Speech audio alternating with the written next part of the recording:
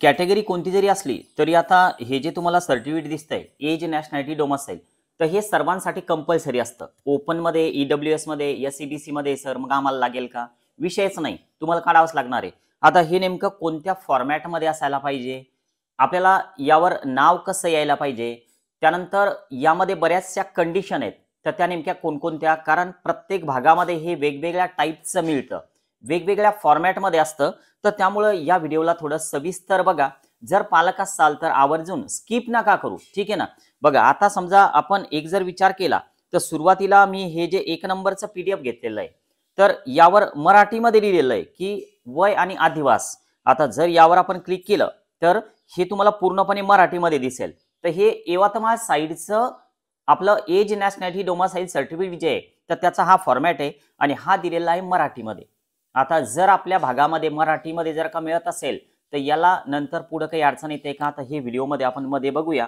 पण एकदा याचे फॉर्मॅट बघून घ्या. तर हे आहे वय अधिवास प्रमाणपत्र. आता हेच जर समजा आपण हे नंबर 2चं जे आहे तर हे जर का क्लिक करून बघितलं तर हे इंग्लिशचा फॉर्मॅट आहे. आता खाली पण इंग्लिश आहे पण वेगवेगळ्या पद्धतीचं आहे. बघा आपण बघूया, नंबर 2ला क्लिक करूया. ज्यावेळेस आपण नंबर 2ला क्लिक करतोय तर यावर हे टायटल बघा काय येतं, certificate of age and domicile. Okay, आता याला आपण थोडं मिनिमाइज करू आणि जे नंबर 3चं होतं आपलं तर याला आपण या ठिकाणी क्लिक करूया. तर यावर काही वेगळं दिलेलं आहे बघा, certificate of age nationality and domicile. एक शब्द इथं शिल्लक आलेला आहे आणि तो आहे नॅशनॅलिटी. थोडक्यात हे तिन्ही जे सर्टिफिकेट आहेत तर हे वेगवेगळ्या फॉर्मॅटमध्ये. मग आपल्याकडे जे आहे तर यापैकी आहे की अजून वेगळंच आहे, तर हे नक्की एकदा फाईलला तुम्ही चेक करा आणि त्यासाठीच हा व्हिडिओ तुमच्यासाठी खूप महत्त्वाचा आहे. मी अगोदर सुद्धा तुम्हाला सांगितलं, कारण हा जो पार्ट आहे डॉक्युमेंट्सचा तर हा ऍडमिशन होईपर्यंत खूप कामात येणारा पार्ट आहे. आपल्याला थोडी जरी चूक झाली तर वेळेवर कॉलेजवाले ऍडमिशन रिजेक्ट करतात. CET सेलला एक त्या ठिकाणी एक नोट टाकतात की due to document verification admission cancelled, आपल्याला सुद्धा मेसेज येतो. ठीक आहे, तर त्यामुळं याला थोडं सविस्तर बघा, थोडं सिरियस घ्या. आता आपण सुरुवात करतोय नंबर 1 पासून, म्हणजे वय अधिवास प्रमाणपत्र पासून. जर तुमच्या भागामध्ये असं हे मिळत असेल तर सर्वात अगोदर तर वरती तुम्हाला उजव्या कोपऱ्यामध्ये एक बारकोड दिसायला पाहिजे. तुमच्या सर्टिफिकेटवर बारकोड आहे का आवर्जून चेक करा. एज नॅशनॅलिटी डोमासाईल वय अधिवास, तर हे राष्ट्रीयत्व यांचं वेगळं मिळणार आहे. आता यानंतर याला क्रमांक असतो की जो या ठिकाणी तुम्हाला बघायला मिळेल, तर हे सगळं मी ब्लर करून ठेवलेलं आहे. यानंतर तुमचा जिल्हा आहे की ज्या ठिकाणाहून तुम्ही ते काढलेलं आहे तर ते ठिकाण आहे. ओके, आता यानंतर यामध्ये असणार आहे महत्वाचा प्रश्न की सर मग हे विद्यार्थ्याच्या नावाचं असावं की पालकांच्या. हे जे सर्टिफिकेट आहे तर ते विद्यार्थ्याच्या नावाचंच पाहिजे. तर त्यामुळं बघा खाली सादर केलेल्या पुराव्याच्या कागदपत्रानुसार असे प्रमाणित करण्यात येते की तर या ठिकाणी आपल्या विद्यार्थ्याचं नाव आलं पाहिजे. इंग्लिशमध्ये जरी असेल तरी सुद्धा स्टुडंटचं नाव पाहिजे. यानंतर या सर्टिफिकेटमध्ये आपली विद्यार्थ्याची जी जन्मतारीख आहे तर ती यायला पाहिजे. परत प्रश्न येतो इथं की सर आमच्या LC वर वेगळी जन्मतारीख आहे, 10वीच्या पासिंग सर्टिफिकेटवर वेगळी तारीख आहे आणि जे आपलं डोमासाईल सर्टिफिकेट आहे तर तिथं वेगळीच जन्मतारीख आहे.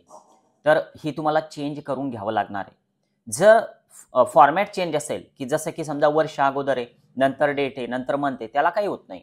पण डायरेक्ट जन्मदिनांकच बदललेली आहे, मंथच बदललेला आहे किंवा इयरच चेंज झालेलं आहे, तर अशा कंडिशनमध्ये तुम्हाला हे चेंज करून घ्यावं लागेल. प्रश्न असा आहे की हे मराठीमधून चालते का?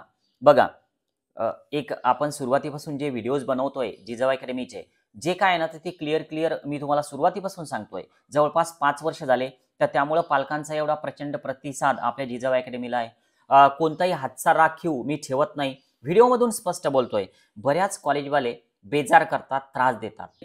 काही कॉलेजवाले हे स्वीकारतात, पण काही कॉलेजवाले मुद्दामून त्रास देण्याचा प्रयत्न करतात आणि हे जे आपलं मराठीतून काढलेलं डोमासाईल सर्टिफिकेट आहे तर ते स्वीकारत नाही वेळेवर. पण आता वेळेवर मग हे मिळतं का? याला मिळायला 7, 8, 10 दिवस पण लागू शकतात. काही ठिकाणी हे 3 दिवसामध्ये सुद्धा तुम्हाला जर तुम्ही काही प्रयत्न केला तर मिळू शकतं. पण ऍडमिशन प्रक्रियेला मुळात 3-4 दिवस असतात. तर त्यामुळे तुम्ही त्यावेळेस बेजार झाल्यापेक्षा प्रयत्न करा की इंग्लिशमधून जर मिळत असेल तर हे इंग्लिशचा फॉर्मॅटच तुम्ही घ्या. आता हे फॉर्मॅट चुकीचं आहे असं माझं मुळीच म्हणणं नाही. इंग्लिशमधनं आहे आणि कॉलेजवाले ज्यावेळेस ऍडमिशन देताना हे सगळं डॉक्युमेंट्स चेक करतात, व्हेरीफाय करतात, तर त्यावेळेस त्यांना ते इंग्लिश मधूनची डिमांड करतात. ओके, सर्वच नाही पण काही ठिकाणी. या गेल्या 4-5 वर्षांचा आमचा अनुभव. आता बघूया नंबर 2चं, हे जे एज नॅशनॅलिटी आहे, तर यामध्ये हे सुद्धा त्याच प्रकारचं सर्टिफिकेट आहे. बघा वरती तुम्हाला जो बारकोड आहे तर तो दिसणार आहे. त्यानंतर इकडे तुमचं जे काय दिनांक, त्यानंतर सिरियल नंबर, हे सगळं दिसणार आहे की ज्या ठिकाणी आपण काढलेलं आहे ते ठिकाण आहे, विद्यार्थ्याचं नाव आहे, त्यानंतर जन्मतारीख सुद्धा आहे. आणि जर समजा आपण हे तिसरं बघितलं तर हे तिसरं सुद्धा त्याच प्रकारचं आहे. पण या तिन्हीमध्ये एक मेजर जो डिफरन्स आहे तर तो नेमका कोणता? हे जे सर्टिफिकेट आहे की जे सध्या स्क्रीनवर आहे, तर हे तिन्ही सर्टिफिकेट एकाच ठिकाणी आलेलं आहे. बघा कोणकोणते यामध्ये आहे? एज, त्यानंतर आहे नॅशनॅलिटी, आणि नंबर नेक्स्ट आहे की जे आहे डोमासाईल. तर हे जे आता सध्या स्क्रीनवर तुम्हाला दिसतंय तर हे प्रॉपर म्हणजे जे आपल्याला पाहिजे ते आहे. जर तुमचं फक्त एज अँड डोमासाईल सर्टिफिकेट असेल तर याचा अर्थ तुम्हाला नॅशनॅलिटी सर्टिफिकेट जे आहे तर ते वेगळं काढावं लागणार आहे. थोडक्यात नॅशनॅलिटी सर्टिफिकेट म्हणजे काय? तर राष्ट्रीयत्व प्रमाणपत्र. जर हे तुमचं तिन्ही एकत्रित असेल तर मग हे तिन्हीचा जो फॉर्मॅट आहे एकत्रित, तर तो आपल्याला चालणार आहे. पण जर समजा तुमचं एज आणि डोमासाईल असे दोनच शब्द आलेले आहे, तुमच्या पीडीएफ मध्ये हे दोनच आहे, एज आणि डोमासाईल, तर तुम्हाला नॅशनॅलिटी जी आहे तर ते वेगळं काढावंच लागणार.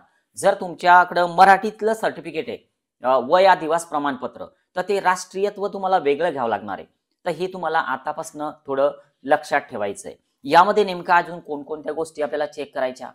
विद्यार्थ्याच्या नावाचं स्पेलिंग महत्वाचं आहे खूप. सध्या स्किप करू नका, कारण बऱ्याचशा गोष्टी अजून पुढे मी सांगणार आहे की आपल्याला आपल्या फाईलमध्ये जे आपलं सर्टिफिकेट आहे तर त्यावर नेमक्या कोणकोणत्या बाबी चेक करायच्या. महत्वाचं की आपल्याला आपल्या विद्यार्थ्याच्या नावाचं स्पेलिंग चेक करायचं. सर अगोदर कुमार आलेलं आहे, कुमारी आहे, तर ते येतच. एज नॅशनॅलिटी डोमासाईल सर्टिफिकेटवर सुरुवात एक तर कुमारपासून होईल किंवा कुमारीपासून होईल किंवा तुमचं डायरेक्ट नाव असेल, त्याला काही होत नाही. पण तुमच्या नावाचं स्पेलिंग, वडिलांच्या नावाचं स्पेलिंग, आडनावाचं स्पेलिंग, तर हे स्पेलिंग सगळे चेक करा. एखाद्या वेळेस असं होऊ शकतं की सर आमचं जे गाव आहे तर त्या गावाच्या नावाचं स्पेलिंग चुकलेलं आहे, मग याचं नेमकं काय? तर ते थोडाफार मायनर त्यामध्ये चुका असतात, तर त्याकडे दुर्लक्ष करा. गावाच्या नावाचं स्पेलिंग चुकलं किंवा मग जिल्ह्याच्या नावाचं स्पेलिंग मध्ये कुठं ए लिहायचं राहिलं का कुठं आय लिहायचं राहिलं, हे थोडं मायनर झालं, याला काही होत नाही. पण डायरेक्ट नावाच्या स्पेलिंग मध्ये जर का मिस्टेक असेल तर नक्की ते तुम्ही चेंज करून घ्यायला पाहिजे. आता पुढचा विषय अजून असा येतो की सर हे जे एज नॅशनॅलिटी डोमासाईल सर्टिफिकेट आहे तर हे आम्ही 2005 मध्ये काढलेलं आहे की 2010 मध्ये किंवा 2020 मध्ये काढलेलं आहे, मग ते आता सध्या चालणार आहे का? बघा याला असं काही नाही की यावर कुठं व्हॅलिडिटी असा शब्द आलेला नाही. पण जर तुमचं खूप जुनं असेल तर तो फॉर्मॅट सुद्धा खूप जुना आहे, तर तो आपल्या या फॉर्मॅटनुसार नसेल, तर त्यामुळं एक सर्वांना एक विनंती की तुम्ही नवीन फॉर्मॅटचं काढून घ्या. याला काही जास्त दिवस लागत नाही आणि आपल्याकडे आता सध्या वेळ आहे, आपण हे काढू शकतो. तर त्यामुळे खूप जुनं असेल 7-8 वर्ष पूर्वीचं, 10 वर्ष अगोदरचं, तर याला एकदा नक्की तुम्ही नवीन फॉर्मॅटमध्ये काढून घ्या. पण हे लेटेस्ट काढलेलं आहे समजा या 2-3 वर्षातलं, तर परत काढायचं काम नाही. ओके. आणि याचं असं नाही की सर मग जसं कास्ट सर्टिफिकेट असतं सेंट्रलचं वेगळं स्टेटचं वेगळं, असं काही नाही. आणि याला काही अशी व्हॅलिडिटी नसते की तुम्हाला हे एवढ्या टाइम पिरियड पर्यंत व्हॅलिड आहे का काय. एकदा तुम्ही काढलं की हे चालून जाणार आहे, तर त्यामुळं नक्की हे जे आहे तर हे लेटेस्ट काढा. ओके.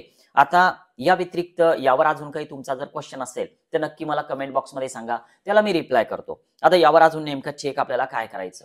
सर्वात महत्वाचं आहे की यावर हे जे खाली आपल्याला दिसतंय तर हे राईट टिक मार्क आलेलं आहे बघा, हे इकडं आहे ना. तर हे राईट टिक मार्क जे आहे तर हे कशामुळं? हे डिजिटली साईन केलेलं आहे. आता तुमच्या जर सर्टिफिकेटवर क्वेश्चन मार्क आलेला असेल तर ते तुम्हाला परत एकदा डाउनलोड करून जिथनं तुम्ही काढलं सेतूवरनं, तर त्या ठिकाणी जा आणि त्याला एकदा परत त्याची डिमांड करा त्या प्रिंटची, आणि हे राईट टिक येत आहे का तर हे नक्की एकदा चेक करा. कारण जर क्वेश्चन मार्क आलेला असेल तर ते जे आहे तर ते कॉलेजवाले स्वीकारणार नाही, कारण बऱ्याच ठिकाणी क्वेश्चन मार्क आलेला असतो. म्हणजे थोडक्यात डिजिटली साईन जरी आहे तरी राईट टिक असणं गरजेचं आहे. आता बऱ्याच ठिकाणी असं होतं की सर आमचा जो हा राईट टिक व्हिडिओमध्ये दिसतोय तर तो हिरव्या कलरमध्ये, पण आमचा जो आहे तर तो थोडक्यात यामध्ये डार्क झालेला आहे. म्हणजे राईट टिक जो आहे तर तो बोल्ड डार्क आलेला आहे. तर एखाद्या वेळेस ती तुम्ही झेरॉक्स काढलेली असेल तर त्यामुळं असं आलेलं असेल. आता यावर अजून एक प्रश्न असा येतो की सर हे कलरमध्येच घ्यायचं का ब्लॅक अँड व्हाईट चालतंय? थोडक्यात त्याला कलरमध्येच तुम्ही प्रिंट करा. ब्लॅक अँड व्हाईट घेऊ नका, कारण ज्यावेळेस तुम्ही कलरमध्ये प्रिंट करता तर त्यावेळेस ही जी खालची राईट टिक आहे तर ही कलरमध्येच येते. ओके, सर आमची ती येलो कलरमध्ये, मग ती चालेल का? ती चालून जाईल, पण ते मार्क पाहिजे. ओके, क्वेश्चन मार्क नको थोडक्यात. आता बघा, एक लक्षात घ्या की आपण हे जे व्हिडिओ बनवतोय, अजून स्किप करू नका बऱ्याचशा गोष्टीमध्ये. हे जे आपण व्हिडिओ बनवतोय हे सगळे पब्लिक व्हिडिओ आहे. तुम्ही लक्षात घ्या की हे सगळं मी जे पब्लिकली सांगतोय तर हा एक पार्ट जो आहे तर बऱ्याच लोकांसाठी हा पेड काउन्सिलिंगचा पार्ट आहे. पण आपल्या अकॅडमीचे व्हिडिओज असे की बरेचसे व्हिडिओ की जे मी पब्लिक केलेले, की जे पालकांसाठी खूप खूप महत्वाचे आहे, कारण विद्यार्थ्यांचे ऍडमिशन कॅन्सल होऊ नये. तर त्यामुळं हे थोडे सिरियस घ्या. नवीन असाल जिजाऊ अकॅडमीला सबस्क्राईब करायला विसरू नका, कारण असे व्हिडिओज तुम्हाला इतर कुठेही बघायला मिळणार नाही. कारण बारीक सारीक गोष्टी ज्या आहेत तर त्या मी नेहमी सांगत जातो की ज्या इतर कुठेही तुम्हाला सांगितल्या जाऊ शकत नाहीत पेड काउन्सिलिंग घेतल्याशिवाय. ओके, आज आपण या ठिकाणी थांबतोय. बाय.